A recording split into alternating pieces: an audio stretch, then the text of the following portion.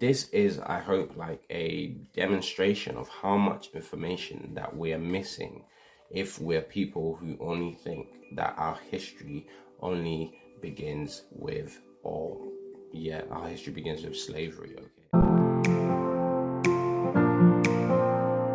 Name is me, Atu-kway. I am and I do hope to be your African-centered tutor in the very near future. My area of interest is education, specifically speaking African-centered education, and my topic of interest is knowledge of self. Now, knowledge of self is represented behind me in the Baobab framework. And now, when I designed the Baobab framework, I got help from someone who I also consider to be a master teacher, someone who's dedicated decades in trying to, or at least helping people like myself to come to a better understanding of who we are. And this person is no other than Paul Obinna. Now, Paul Obinna is someone who is also known in the community as someone who developed the lineage timeline, and today I wanted to share the lineage timeline with you. Now, the lineage timeline is a 10-foot scroll. Okay, it's a 10-foot scroll of just African and world history. I'm not sure if you can see. I hope you can see it.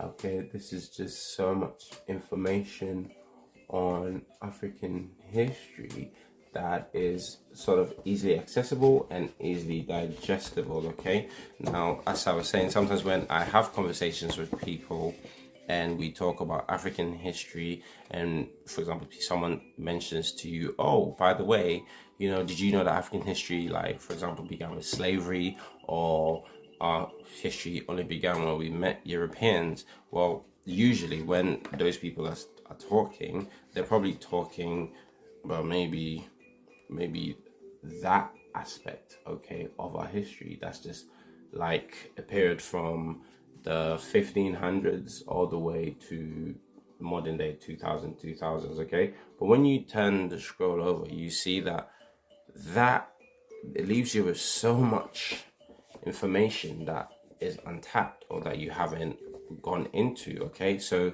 this is, I hope, like a demonstration of how much information that we're missing if we're people who only think that our history only begins with, our history begins with slavery, okay? Especially history on the world stage, okay? So tools such as this, as designed by Paul Obinna, who, as I said, is the author of the lineage timeline, will help us in, again, developing the knowledge of our African self so that we can define it and then we can develop it, okay? So I hope that helps. Please go to www.remixhistory.com www.remixhistory.com to find out more information about Paul Obinna, but also to purchase your copy of the lineage timeline, which is a fantastic tool for all ages.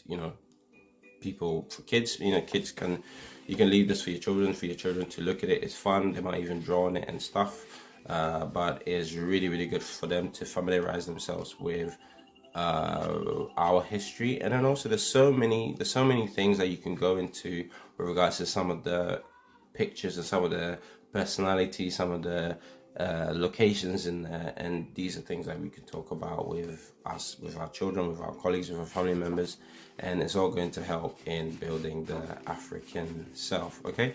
So thank you and welcome back again to my channel. This is video number 4 of my African self-development series, where I will be talking on challenges that are facing African Blacks or Caribbeans who want to engage in self-development. The previous video was about, social amnesia and the effects of racism, white supremacy, or at least the consideration of racism and white supremacy within the wider environment of someone who is engaging in self-development, okay?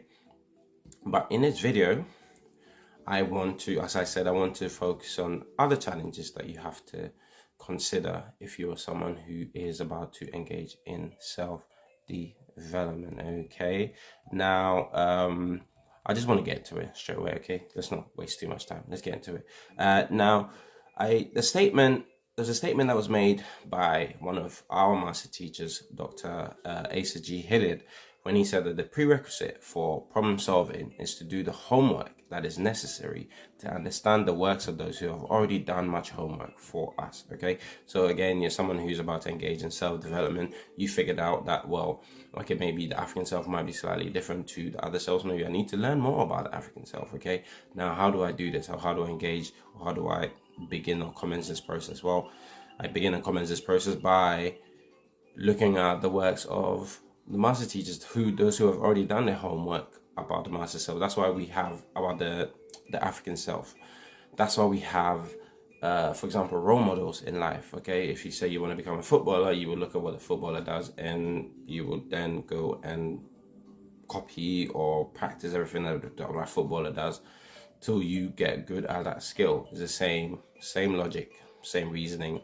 We go to our master teachers who have already done the homework, who already know some of the obstacles that you're going to face, and they have already done it for us. So we don't need to go and, go to someone else's, as I've explained in previous videos, we don't need to go to other people's definitions of the self, because those definitions of self usually helps to build those people's selves, and it doesn't help to build your African self, which includes not just you, but your wider community, and if it makes sense, to the cosmos. Okay, so the prerequisite for problem solving, because you want to build yourself, because you want to develop yourself, because we have loads of problems as African people on the face of this planet. Okay, now the prerequisite for problem solving is to do the homework that is necessary to understand the works of those who have already done much homework for us.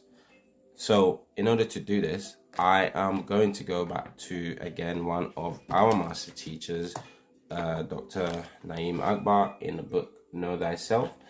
I'm going to carry on reading more about what the African self is, so that we can have a better idea, or at least we can continue to grow or develop our knowledge about the African self. Okay, so let's get into it. I'm reading from page 18 of this book, from chapter 2 of this book, with the subtitle of what is the African self. Okay, so an African American educational system rooted in self-knowledge must begin with African definitions in order to be successful in achieving its goals.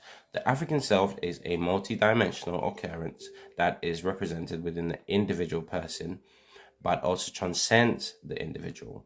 It is in the present, but also transcends time. If one could chart a two-dimensional concept of the Africa view of the self, it might look like figure 1, and I remember showing you in the past what this figure looked like. This is an image of the African self, or the image of a concept of the African self, where we have the tribal ancestral self, the physical body, the social relational aspect, as well as the personal mental or mind aspect. Okay, and usually many of us approach self-development by just looking at the personal mind aspect, or personal mental developmental aspect of it. Okay, but there are other aspects which we have to develop. Okay, now, in order for us to obtain knowledge of self, one does not simply gain insight into one's individual ego and its experiences, but instead the self is considered in this holistic way that ultimately encompasses the entire